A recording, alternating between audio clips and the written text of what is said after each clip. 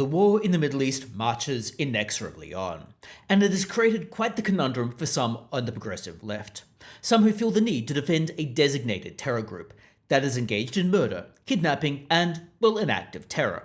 It's created the odd situation of various sections of the progressive left backing Hamas, even though Hamas would almost certainly slaughter them as well. However, amazingly, 6 former prime ministers from across the political spectrum have united with an open letter condemning Hamas, although also calling for restraint on the part of the Israelis. This is all the more amazing since the letter's signatories include rumoured enemies, such as Julia Gillard versus Kevin Rudd, or Malcolm Turnbull versus basically everyone else. Now, the letter has proven rather controversial, with some claiming the letter is too friendly toward Israel, too conciliatory toward Israel, and doesn't go far enough in condemning Israel's actions. But let's have a look at the letter and see whether it makes any sense.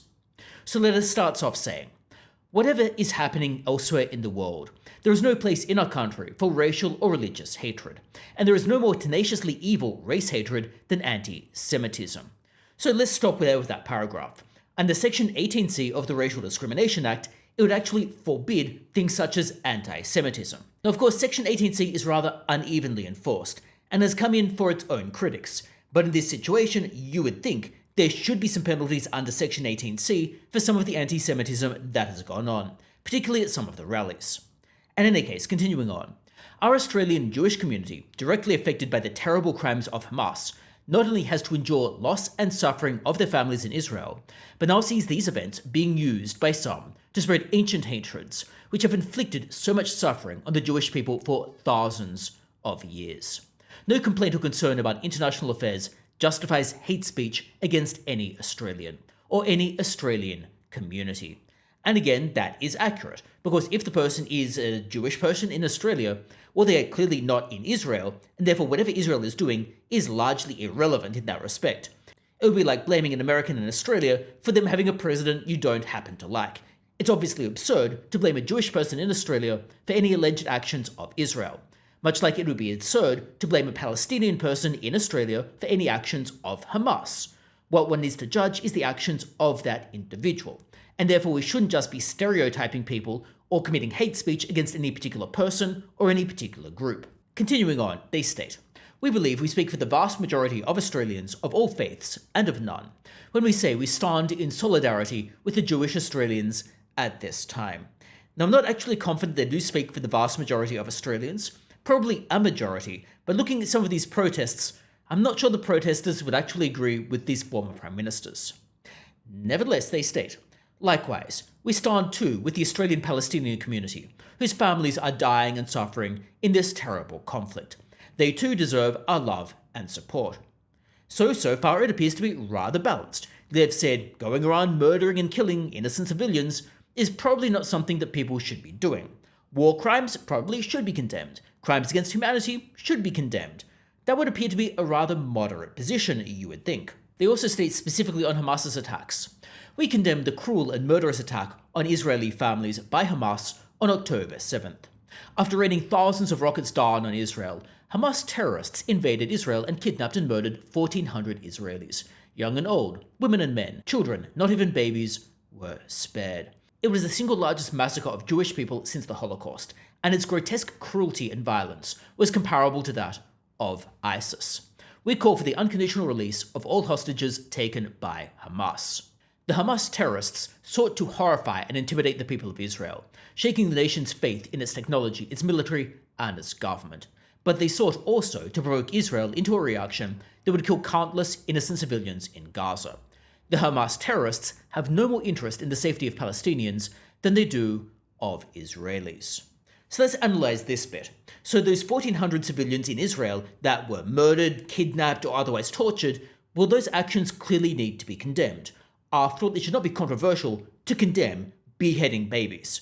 It should not be controversial to condemn acts of clear terror. It should not be controversial to condemn crimes against humanity. Those things are all clearly wrong.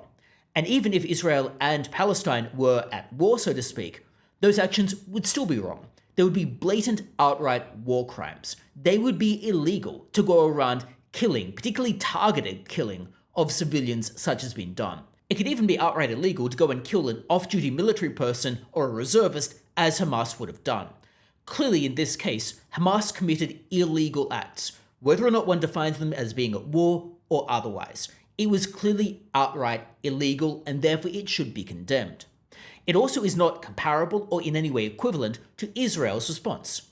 Israel is largely trying to avoid harm to civilians. That does not always work, and it isn't always possible. For example, there have been reports that leaders in the Hamas have been hiding in refugee camps or hiding in hospitals or various other things. Furthermore, Hamas appears to have very little regard for its own population in Palestine, such as evidenced by the misfired rocket that struck its own hospital. As a result, Hamas seems to be doing as much damage to its own population as Israel is. And at least with Israel, it is unintentional and inadvertent. Israel is not trying to target civilians, it happens inadvertently. Now, of course, any loss of life is something that should be avoided. However, going and actively targeting civilians, including babies, and specifically intentionally murdering them, is not in any way equivalent to unintentionally happening to kill civilians when you are trying to target military operations. The two are not comparable in any way, shape, or form. They're not comparable either morally, and they're not comparable legally. And therefore, trying to establish this false equivalence is, well, entirely false. The Prime Ministers do also state, however, but the legitimate objective of defeating Hamas must be accompanied by support and protection for the civilian population of Gaza. Israel promises it will do all it can to avoid civilian casualties. We urge it to do so with all its humanity and skill. We call for sustained humanitarian access to ensure essential supplies can reach innocent Palestinians. We are horrified by the thousands of deaths and injuries inflicted on innocent Palestinian civilians, including many Palestinian children. We endorse, as we did in office, the Australian government's enduring support for a two-state solution as the basis for a long-lasting peace between Israel and Palestine. So here, the Prime Ministers have specifically stated that any loss of civilian, or really any loss of any life, should be avoided, and Israel should take steps to try to avoid any loss of civilian life. Now, to the extent Israel fails to do so, they should of course be called to account. However, Israel appears to be trying to do so. They appear to be trying to avoid the loss of civilian life.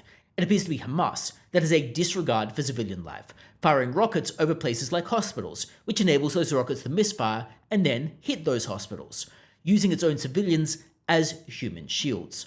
It appears to be Hamas, not Israel, that has the disregard for civilian life. Now, this of course notwithstanding, it would be ideal for these two parties to be able to reach more of a lasting peace agreement. However, we must be realistic about this. Israel has a right to defend itself, and any calls for a ceasefire at this point are effectively a call to let Hamas go and murder civilians in Israel, but to not let Israel do anything about it. It basically is treating Israel like a punching bag. That's what the calls for a ceasefire effectively are doing. Rather, there should be support for Israel to be able to go in and remove a terrorist threat. Of course, this must be balanced with trying to support civilians within Palestine, and that is a rather tricky situation. After all, one is to make sure that aid can get to civilians, but it does not aid or benefit Hamas itself. And that's a very difficult strategic situation to go through, and something that Israel is grappling with at the moment. But in any case, if you've got any thoughts about this letter the former Prime Ministers have put out, well, let me know that in the comments below. But otherwise, thanks a lot for tuning in, and hopefully I see you next time as well.